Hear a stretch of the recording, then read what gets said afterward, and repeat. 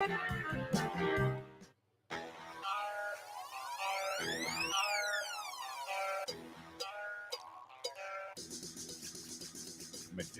of mahi mahi.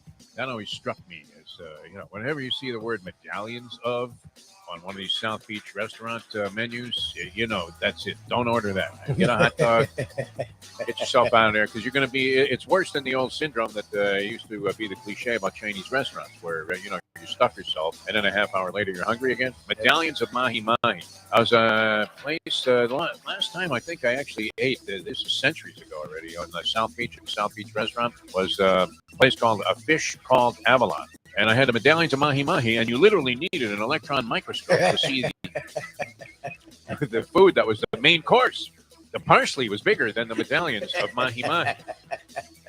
Medallions is another name on a restaurant menu for small. Yes. Or minuscule. They may as well just be minuscule pieces of fish. That would be the way to describe the dish. But medallions of mahi mahi, wow, I mean, the elegance, the way the chef prepared. Anybody could prepare like a morsel of fish. It's hard to blow that. The piece is so small. I mean, unbelievable. The time. Wake up with Defo, joined by Lubie. Welcome to the Defo Show.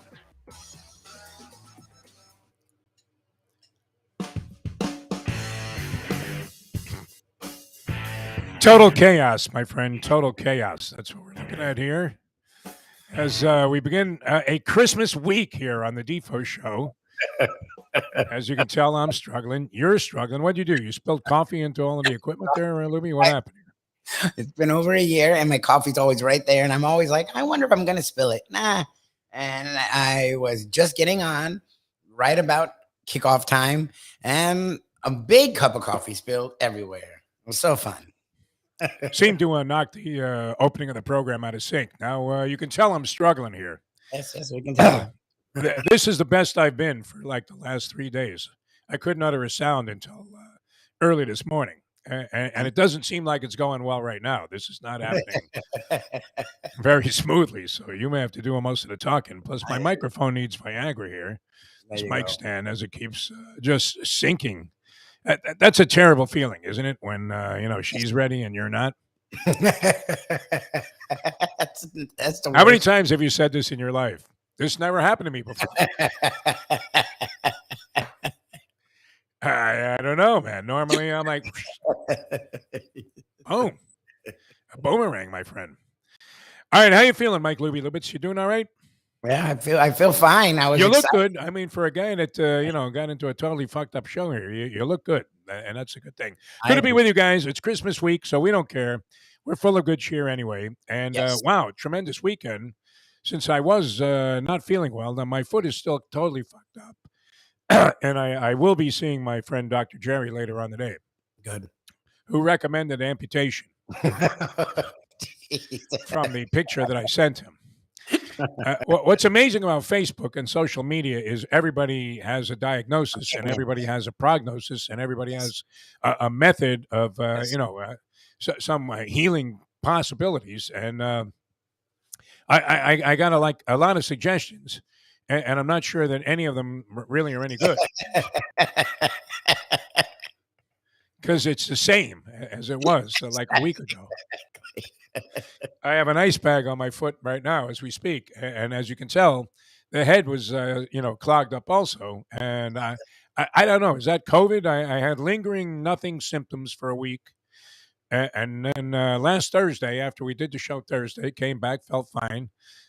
Friday morning, I woke up and I was seeing bugs. Right, so you did the show, yes. And I missed the Mike Mayo Lunchbox show as well. Did nothing over the weekend except lay around, take medications, do whatever I could to try and feel better. Was unable to utter a sound both Saturday and Sunday. Wow. And then started to feel a little bit of a voice coming back last night. Okay. Tried to say nothing. Imagine me being silent for like weeks at a time. This is what I'm imagining. You not talking for 3 days. Well, we've been through this as a team before, where I used to come in under any condition. It didn't matter how sick I was. I had this ridiculously stupid work ethic that it was better to work than not to work, and it would exacerbate the situation Yes. to where it just extended itself into weeks instead of being better in a day or two. Yes. It went on forever, and you'd be choking to death on the air, which Yes. is never a pleasant situation. This is more of a struggle than I thought it was going to be, I have to admit. I can Let me tell. see if I jack this volume up and I can talk a little softer. How's that? Better? Sound fine. Don't hurt yourself. Better? It's okay? Really? It's working? You sound fine. Don't hurt yourself. All right. All right. So many things. I don't know. I know. How is your, did you have it mapped out, the Christmas week? I know you celebrate a little bit of both. Well, you do, because Shirley, obviously, you're married to Shiksa, and as did I. But I always celebrated both holidays in my household. Okay. I always celebrated Hanukkah and Christmas, and I like that. Okay. And I believe, I've said this many times, that my dad, may he rest in peace, is a wonderful man and was a wonderful man. And I really, am inspired to even think about him. But I think he lied to my mother and told my mother that he was Jewish when he wasn't. Kind of name is DeForest. But he never admitted it. I know Visramama talks about this. Like, he never admitted it even to you. Like, that's what I'm saying. No. Like, I mean, he always maintained that we were Jewish. I had a bar mitzvah. I was raised Jewish. I get it, but I'm saying he could be not Jewish and that still happen. That's what's going to happen. In my We always celebrated Christmas. We had a Christmas tree. We had a Hanukkah menorah also. I mean, we did it both. And that was nice for the kids, And I dug Christmas more because you got everything at once. What is this business with the Jews where you got to stretch it out? Nah, I'll give you a part of your money today. I'll give you a part of your money tomorrow. And it's going to take me 8 days to pay you back the $20 I owe you. Hey, get the fuck out of here. Just give me my 20. That is like a Jewish move. To spread your payments over 8 days. 8 easy payments of I never thought about that. $295. Yeah, exactly. I always dig those ads when they say it's 4 easy payments of $199. You're thinking, well, if they're so easy, why don't you make the first 3 for me, you asshole?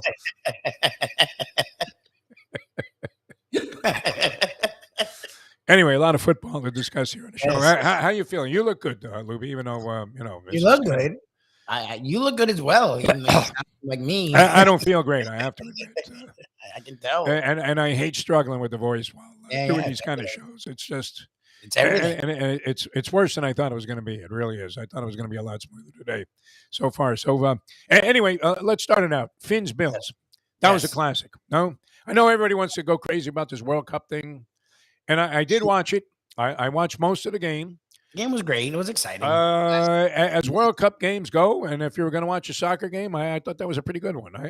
It was a little weird that an arbitrary shot that happened to hit a guy in the arm put France back in the game.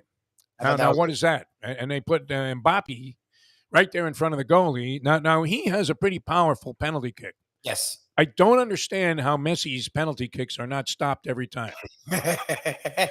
He kicks a dribbler. It looks like a little kid bowling, when a kid comes up right there and he stands at the foul line. Like if I took my grandson, Liam, bowling, and he just went like this. Yeah. He never actually puts anything on it, does he? Messi on the penalty kicks. The last game, the first one, he nailed it. He just said screw it and nailed it. But most of them, he fakes out the goalie. He does the thing you say he should do, though. He goes, your mama, and that's it. Hey, your underwear. You've always said that. That's what he does. He does this. They run, and then he kicks a stupid-ass kick and right in.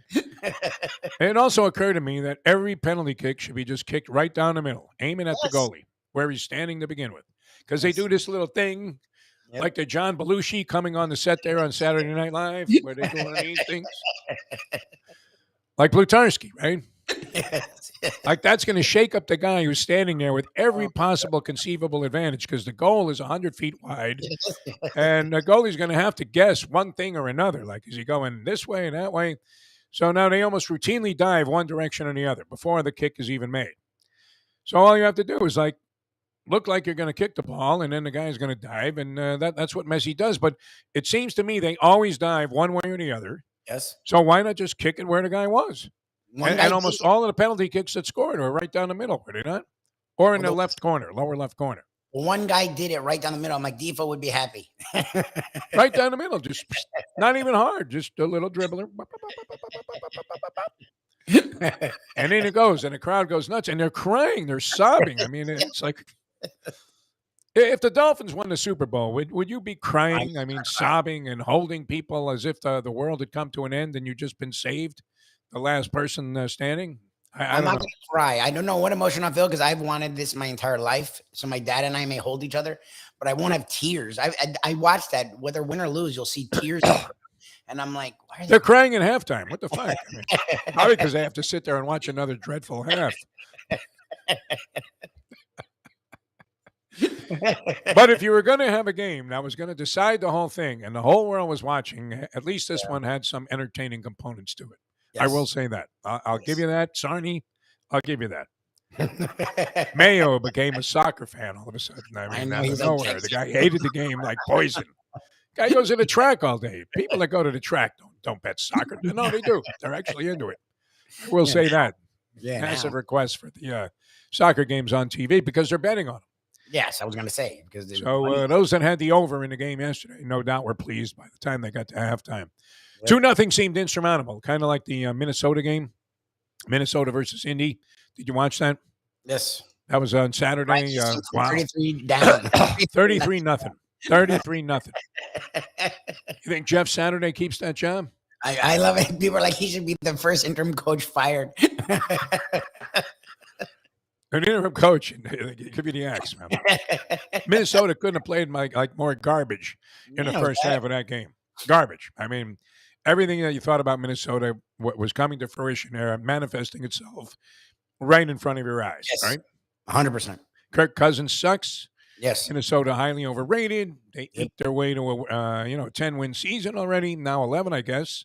Yeah. And are they 11? Do they have 11 wins or 10? Yeah, they're 11-3. They're 11-3. We have 3 games left. I got to grab my ice bag there. Sorry if I duck out of the screen, people. We know you're dealing. There it is. That's on my foot while I'm doing the show. I don't want to drip it into the computer here, and that would be the end of the show. We have 2 people. No, there's enough. One computer being fucked with is enough. All right. That was impossible. I was getting 3 points with Indianapolis in that game. Oh, my God. It actually went off 3 in a hook. Oh, and it got so bad because I also had Louisville in the game at Fenway Park. So, and my buddy Francesco, who's, I've been talking about this all season long and for many years, booking his bets. It kind of gives me an interest in games that I otherwise would have no interest in. And sure enough, he had gone 1-12 in his previous 13 picks. It's almost like that guy from Action Sports, 1-12, who had the Patriots yesterday, which that's a whole other story. God, he had the Patriots. The Patriots. I've never seen a game end like the Stanford play is well drawn out compared to that play. Imagine it. I mean, Belichick losing on clown plays after he got they tied the game in the last second also. Belichick was way up in that game, 24-17. Vegas came back in the last 30 seconds and scored a touchdown. And then here's the Patriots with the ball. And they do this lateral play, and the guy throws it backwards right into the hands of a defensive lineman who barrels over Mac Jones and knocks him flat. I mean, I remember when Bob Foster got knocked out by Joe Frazier. I don't know if you remember the fighter Bob Foster. Heard of it, yeah. Was it Bob Foster? Yeah. Bob Foster, the light heavyweight. He had skinny arms. He was a dynamite knockout puncher. He tried to move up to heavyweight. He fought Smoking Joe Frazier. He got clocked with a shot that knocked him out like I've never seen anybody get knocked down in boxing in the history of the sport. It's like the most instantaneous one-punch knockout you will ever see. Look it up one day. And, and that's what happened to Mac Jones. He just got bowled over as this guy rolls into the end zone for the game-winning touchdown. Yes. Now, how does Belichick, at a press conference after a game, I didn't get to see him, but after losing on a clown play, what do you do? I mean, if you don't Belichick, do you address any of the questions? Or do you just spit at the people? He just started talking loogies. It's crazy, right? And that was some. I mean, what a bunch of games in the National Football League, including the Dolphin game. I asked you about that. What did you think of? I thought it was a good game, very representative. I know the Dolphins lost 3 in a row. People were trashing Tua and saying he can't win the big one. I thought he played pretty well. I mean, he kept bringing the club back. I don't know what else this guy could do. No, he did. Look, people, we talked about it. It was assumed they'd get killed. Ken literally said, and he's a lifelong Dolphin fan. The professor said, don't even watch it. I'm glad there's something I have to do at that time because I won't have to watch it. And in my head, I was like, look, I'd like a win, but I'm writing it off as a loss. So if they can at least be representative, The funny thing is they played so well that you were frustrated because it looked like they were about to win. I mean, they had a lead late in the fourth, and they were right in that game the whole game. Played a pretty good game. I mean, and they showed a lot of stuff. A lot of people were bitching about McDaniel, and I guess Can get weird. when you start to become critical of a coach, you pick on everything. Yes. They're down 14-12. They just come back and scored a touchdown. He goes for 2. He doesn't make it. All of a sudden, I'm looking on social media, and everybody's, oh, my God, what an asshole, went for 2. I thought it was the right move. I would much rather be tied in that point or down 2 than down 1 still. I mean, it's a little deflating. You scored a touchdown, and you're still down in the ball game. And people were saying, and it is true sometimes, it might be early to be chasing points as people. That's my problem. Yes. But I didn't think so in that case. I thought against Buffalo, the way the game was going, you wanted to try and get into a tie situation. Being down 2 wasn't going to kill you. It turned out not to really be a factor in the game because Buffalo, I think, also failed on a 2-point conversion, trying to extend their lead to 3 when they otherwise would have been only up 2 points with an extra point. So it balanced itself out later on in the game, and I thought it was worth the shot at that point, didn't you? I don't know. You thought no? I was. You are a conservative. I mean, you talk about George Allen, conservative douchebag. What is that? You were gone for 1 there? It was just early in the third. Like I could see late third, early fourth when you're not sure you're going to score a lot more. They ended up scoring 33-30. Like a lot of points went up after that. So it was like you start messing with the machinations, and instead of being down 1 score, you're down 2. And that's literally what happened. The Bills went down and scored and went up 2 scores, and the Dolphins never. I mean, look, the Dolphins ended up taking a lead. So I actually forgot about that 2-point conversion because what you're saying, it happened. So much happened after. It wasn't like this big deal. I don't know. People on social, they have to bitch. I would rather not be trailing at that point, though, if I have a chance to be in a tie. I mean, I don't know that I would always do that. Depends on, how the game has been flowing. But the way that game was going, I thought it was pretty good. If the Dolphins get back into a tie situation, after all that had transpired before that, to be tied at that point, I thought would have been, a much better situation and worth the risk of being down 2 points as opposed to, just conceding, okay, we're still going to be trailing here because we're going to wimp out, pussy out, and kick the extra point. I don't know. It didn't work, unfortunately, so that was the bad thing about it, but turned out really not to be an overwhelming factor in the game. But I thought it was a pretty classic ball game. No, I was going to bet the under because of the bizarre weather reports that were being forecast, and there were pictures of the stadium just ensconced in snow, and that was another horrible aspect of the game. I mean, I don't know how they didn't just kick everybody out of the stadium. If Roger Goodell had any balls. I mean, how dangerous is that? You ever get hit in the head with an ice ball? I mean, you didn't really grow up in a snowing environment. I have not, and I don't ever want to. It doesn't sound fun. Some guy throws a snowball at you, and it's hard as a rock. Yeah, that's not good. It's not good. No, that's not good. This is not some powder puff thing, where you throw it at your 6-year-old kid in the yard there, and it hits, and it just, it's like an exploding cigar. I mean, smoke. You can hear with a snowball thrown from a distance like that. That's got some ice in it, like those snowballs must have had. That is, extremely dangerous. I don't know, crowd control, obviously, it's not the easiest thing to do by making a PA announcement. It usually exacerbates the situation, and people just, end up doing it more. But that was horrendous. Did they eventually announce they were going to penalize Buffalo? Yes, that was what they made fun of it because they said the next time we see ice balls on the field, Buffalo's going to get a 15-yard penalty, and then supposedly right after that 20 ice balls cascaded out of the field. Yeah, that was like a warning from a wrestling referee. One more time, Hulk. We're going to disqualify him. Partner comes in. When they get like a 20 count when they're outside the ring, 19, 20, then they reach 20 and they go over, again. Okay, I want to do this one more time. But a very entertaining game. I'm assuming, and there are 3 games left on the Dolphins schedule. We're going to get into it with John Congemi, and there were so many great things in the NFL yesterday. I mean, just very exciting stuff. Brett Tessler, the agent of the Star, is going to be with us. That's going to be good. So hoping he'll get us through the next segment. And I want to say 2 words. That'll be great. And we're leaning heavily on Congemi today to carry the show. Congemi can talk. But, so many games if you look at it, right? I mean, you had that Minnesota game. That was classic. Dolphin game I thought was great. Yes. The Lions have won 6 of 7. They beat the Jets, and that game was very exciting. Chiefs can't cover a point spread to save their ass. They have to go to overtime. Texans. They are the most vulnerable, Great team top ever. team I've ever seen. Maybe Philadelphia's in that same category, right? And they almost lost yesterday. Tampa Bay, wow. That was the worst quarter of football I have ever seen a team play. The third quarter of the Tampa Bay-Cincinnati game. Tampa Bay starts out, they look great. You're thinking, wow. I'm not a big Todd Bowles fan as a coach. He seems like a great guy. And I'm happy for him. He's getting a chance and the whole Rooney Rule and all of that. But he seems incompetent as a head coach. Everything he does, everybody disagrees with. And I thought, wow, how did this guy straighten Brady and the Buccaneers out? They look great in the beginning of that game.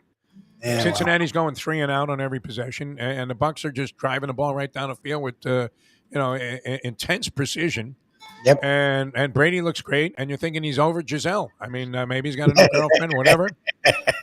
He doesn't give a shit that she's gallivanting around in Brazil with some trainer who also happens to be a Playboy or whatever.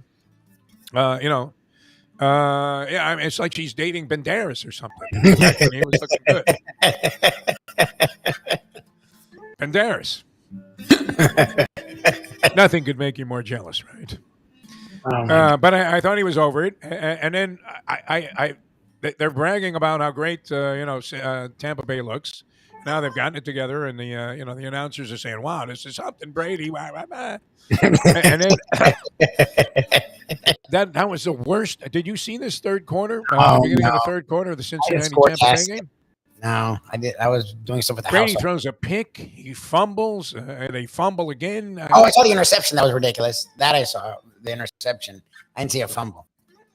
Oh yeah, no, he carried the ball. And he was about to get sacked. And they punched it out of there. And they turned the ball. And they're doing nothing. And they turned the game right around. Ended up winning in a runaway. That was kind of interesting. G-Men and the Commanders.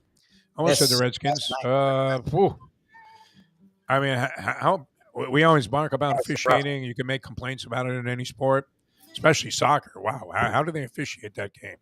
What is that all about? I've never seen so many guys go down. I mean, if you were watching the opening scene or of what was that? Saving Private Ryan. Yes. They didn't have that many guys go down in the opening scene of Saving Private Ryan as they did in the second half and the overtime of that soccer game. Every play, a guy gets crushed. And they're on the ground for hours. I mean, it's unbelievable. They're picking up dead bodies. Anyway, great weekend of sports watching. But that was a wild game. I mean, there's pass interference. It's so bad to not make that call. I mean, look, I had the Giants. I'm getting 4 points. It looks like I'm going to win that game anyway. He still would have had to make a 2-point conversion, on top of that. But, I mean, the guy literally has the guy gift wrapped. When you wrap your presents for Christmas, they won't be more wrapped up than this receiver was for the Commanders. Unbelievable. Well, that was after a bogus call to play before. That was the thing all weekend. Like, it's so funny because people who watch the Bills-Dolphins game, and a buddy of mine who is just a fan of neither, said, I bitched about the refs at the end, and he's like, it had nothing to do with the refs. It was just a great game, great effort from the Dolphins. And if you watch the game, it just wasn't, and I don't expect it to be officiated fairly, evenly, but like the Bills were mauling the Dolphins receivers the entire game. Oh, yeah. Like the Chargers, and which I guess it's fine if we've gone back to the 80s. I'm just confused because the last 5 years, you haven't been able to touch a receiver, and the Dolphins were not. Like 2 different drives where the balls were not catchable. You could see in the frame the ball hitting the ground or going out of bounds, and the Dolphins initiating contact, and they called it the same play. The ball's right here. The Dolphin actually is about to get a hand on it, and in the replay, you see the defender holding him. And it's like, what was different about the plays? Like, the jerseys? Like, I don't understand. I mean, if you watch it, there's a lot of mauling going on. Yeah, just confused. And they could toss the flag almost any time if they wanted to, either way, half the time. Probably. But mostly defensively. And it's just arbitrary when they make the call. And it's really tough to watch. I don't know what they're going to do about it, how you can smooth that out. We've been complaining about it forever. But when you're watching it, it seems like there's holding on every play as you watch defensive backs trying to cover wide receivers in the NFL. All right, many other things happening, but we're going to get into it. Brett Tessler had a big day, Saturday and Sunday, or Saturday. His guy, Joseph, kicks the game-winning field goal in what becomes the biggest comeback in NFL history. Yes. And then Mostert goes for 100 yards in the first half. Yeah, Mostert was great. And had a big game for the Dolphins. So he's going to join us in just a few moments here on the Defo Show. We're staggering through this thing, but we're going to do it. And it can only get better in the ensuing days. So we'll be back with more in a moment. Now that. 7:33. The Ponies in Style at Champions, the outstanding simulcasting room at beautiful Hialeah Park. Yes, the grand old lady of thoroughbred racing has never been more vibrant, and you can wager on the races from the top tracks around the country while enjoying a cocktail at the Brass Rail Bar or any of the fine food served throughout the facility. If poker is your game, you're covered in style, and you can play all your favorite Vegas-style games, including blackjack, craps, and roulette, in Hialeah Park's sizzling hot casino. Get a player's card when you walk through the door for all kinds of generous amenities, including our favorite, free play, when you come out to the ultimate casino and entertainment destination, Hialeah Park. Hey folks, Tony Segreto here. You know, since day one, Catholic Health Services has been part of Old School. And since we've started letting people know about them, it's changed their lives. You see, Catholic Health Services, while being recognized as one of the top places for stroke rehab in the country, it's also about a group of people who not just excel in what they do, from the doctors to the nurses to the therapists, on and on and on. It's how they do what they do every single day that separates them from the pack. They do it with a passion, unmatched, and the inclusion of family in every step of the process. Trust me when I tell you this. If you want the best, unmatched rehab with a special group of skilled, caring people, there is truly only one place, and that one place is Catholic Health Services. These days, we're all looking for comfort anywhere we can find it. Thank goodness for Landlubbers Raw Bar and Grill in the Plantation location, because they are making sure you are as comfortable as possible. First of all, they're not only open for delivery and pickup. All you have to do is go to landlubbersbarandgrill.com for both pickup and free delivery. Their hours have changed a little bit. Monday through Thursday from 3:30 to 10, and Friday, Saturday, and Sunday from 11:30 to 10. You're going to have the best wings in the world. You're going to have a great burger. You're going to have their amazing soups. Again, Landlubbers, Raw Bar and Grill. It's nice and easy. Just go to landlubbersbarandgrill.com for both your pickup and free delivery. Thank goodness for Landlubbers for making you always feel right at home. The simple pleasures of this job, the way a stadium sounds when one of my players performs well on the field, the way we are meant to protect them in health and in injury. Less, more attention, caring for them, caring for ourselves in the games too. The agent to the stars, the one and only Brett Tessler. All right, welcome back to the show. Jeff DeForest and Mike Lubie. It's a bit of a disaster to start things out. Me with no voice. Lubie spilling coffee into the equipment. And perhaps, I don't know, I'm getting a little staticky feed here, but hopefully you guys are hearing us clearly.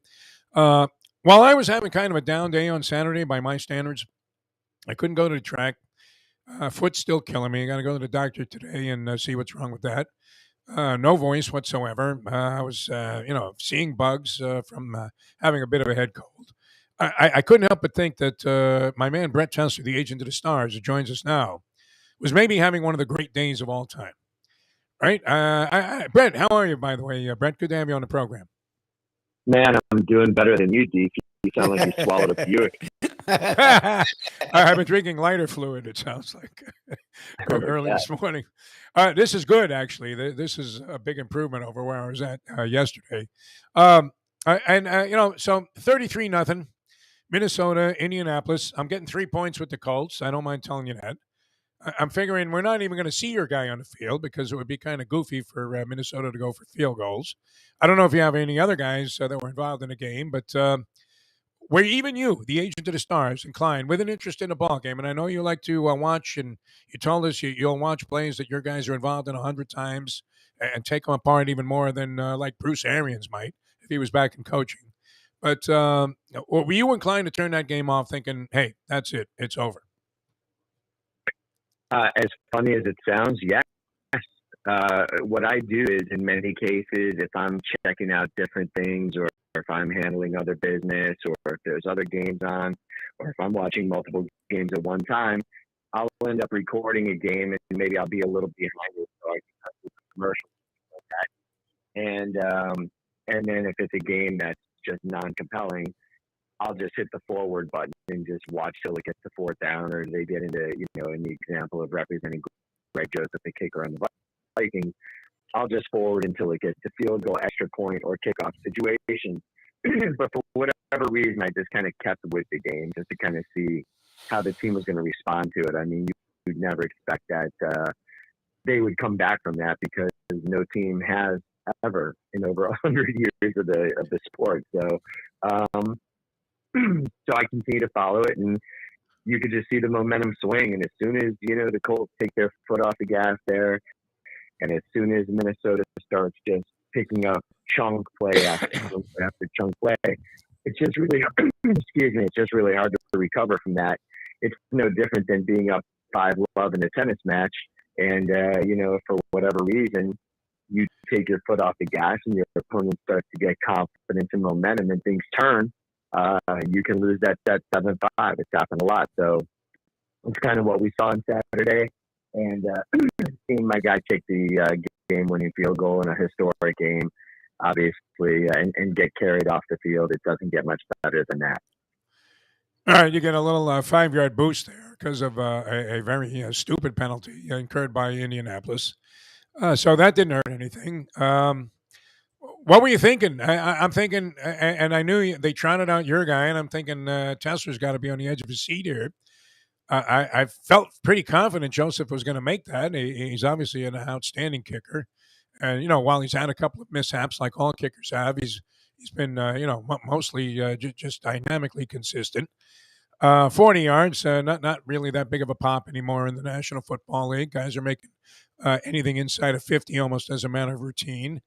And yet, if he misses this with no time left and that game ends up in a tie, that really would have been something. What was your thought as the ball is being snapped? My thought is we better make this kick. Yeah. Because, the thing is, he has done a good job now. If you look at his statistics this year, it's a little bit misleading. He missed a few extra points. They went through a little issue there in their process with the snapper and holder, where it's a new holder who's a rookie punter. And throughout the years, like last year, example, Greg worked with Jordan Berry, who, very experienced veteran punter, great holder. Just some of the holders he's had throughout the years have been very experienced and really, really good. And so to the untrained eye watching a game, and even the announcers, when a kicker misses a kick, they'll say, well, the hold was good.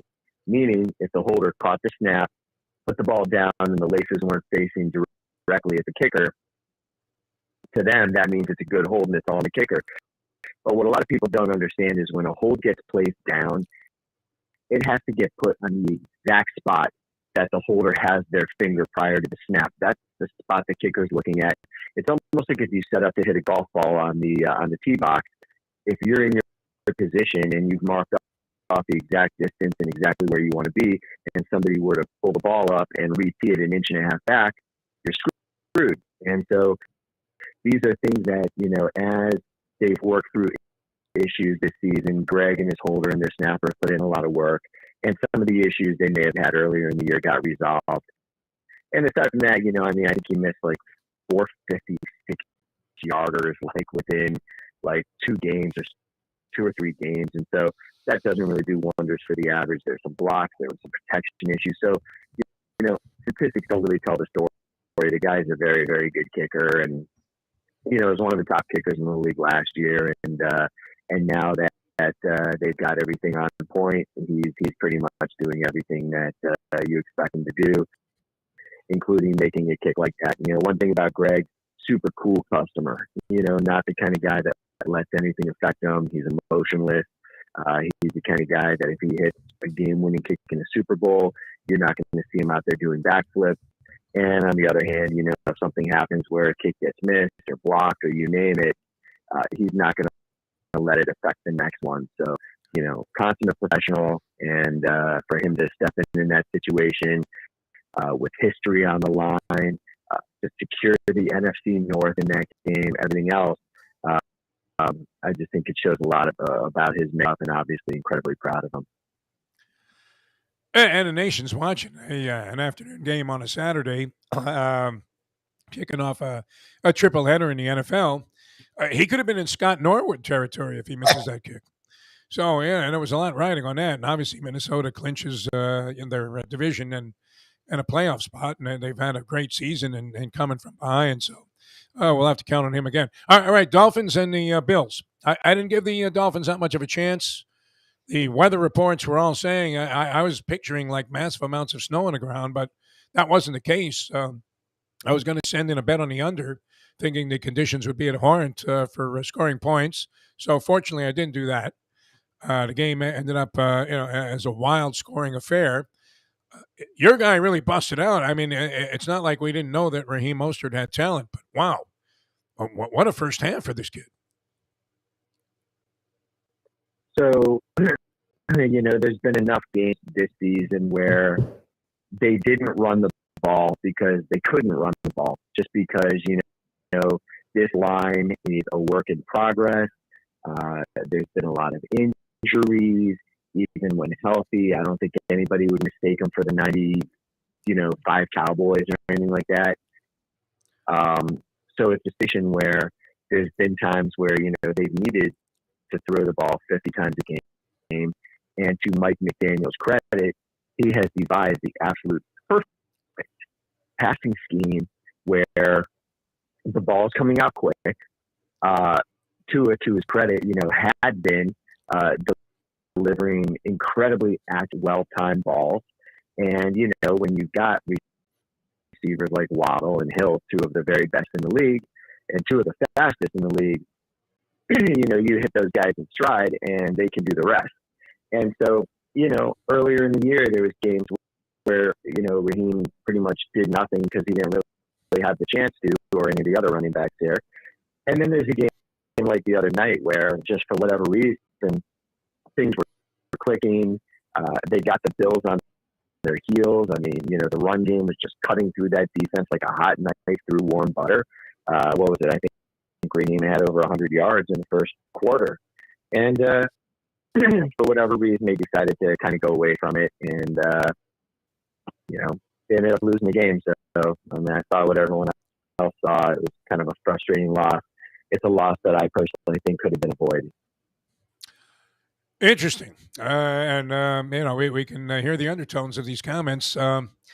McDaniel, I mean, so where does that leave him? This was obviously a huge game. I thought, wow, he came up with some good stuff at different times. But what do we think of Mike McDaniel at this point at 8-6?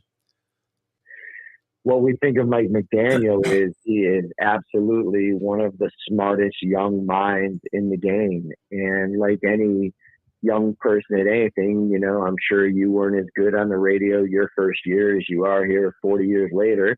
I'm sure, I wasn't as good of an agent, my first few years in the business as I am here today, 25 years in. And obviously Bill Belichick wasn't nearly as good of a coach in his early years with the Browns as, the guy that we came to hail as maybe the greatest.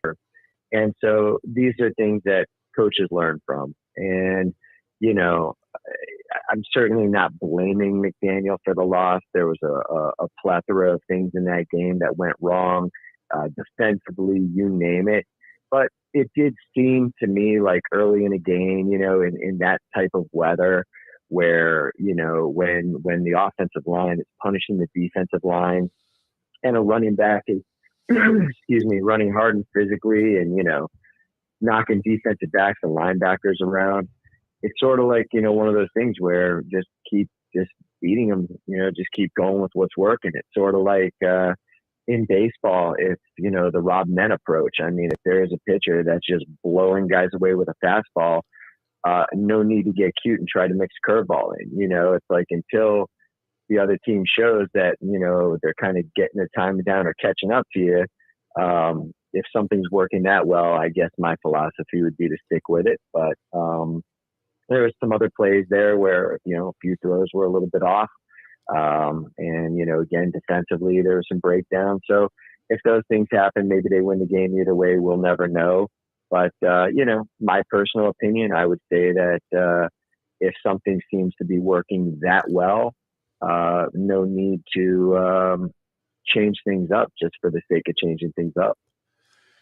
I unfortunately had vacated the casino at the time that Jim Sarney asked me to bet Argentina to win the World Cup and the Dolphins to win the Super Bowl for him. I mean, I hope he found a way to do it online or at some other source. But are the Dolphins a threat at this point? I mean, are they even remotely championship material? Most people would say no. I mean, is it possible that they could catch fire again?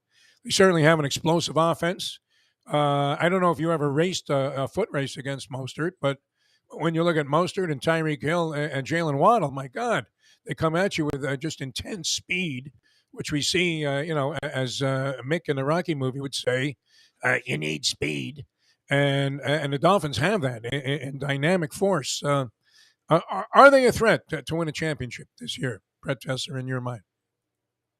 I mean, listen, obviously, if I had to bet my kids' lives on it, I don't think that would be the first team I'd pick. But I will say this. I mean, clearly they, for most of the year have looked like a playoff team. And when you have the type of weapons they have and when you've seen what this team's offensive capabilities are when things are clicking, in today's NFL more so than ever, anything can happen. There's the old adage on any given Sunday, any team could be, but it usually didn't happen like what we're seeing now, where you see the Bears beat the Eagles yesterday.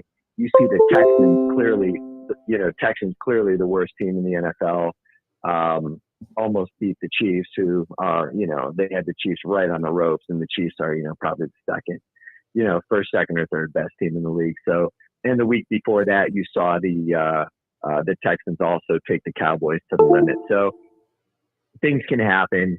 And, there's the officiating factor this season, which, seemingly is affecting the outcome of more games than ever. And so, you know what?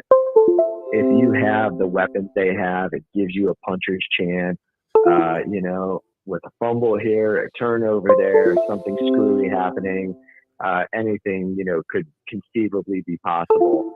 But for that to happen, I think the Dolphins need to start looking more like the team we saw probably, in the middle of the season as opposed to the team we've seen over the last few weeks.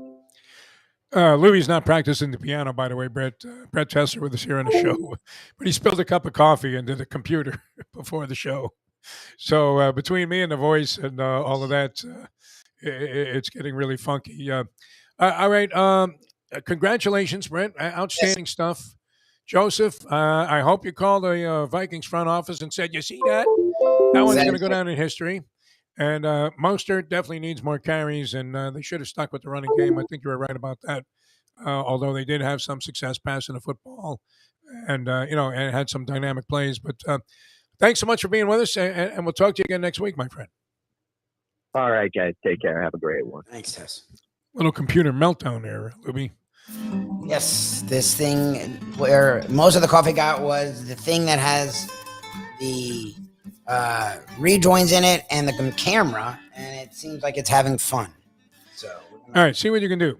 We'll take a break. Set things, and I told Congemi we'll be a little late, so we'll try and meet up with all of you back about 8:05. Okay, we're going to bow out for a while. All right, we'll get some very coffee, good. and we'll come back in about 10 minutes. All right, get a towel. Thanks. Folks, Tony Segreto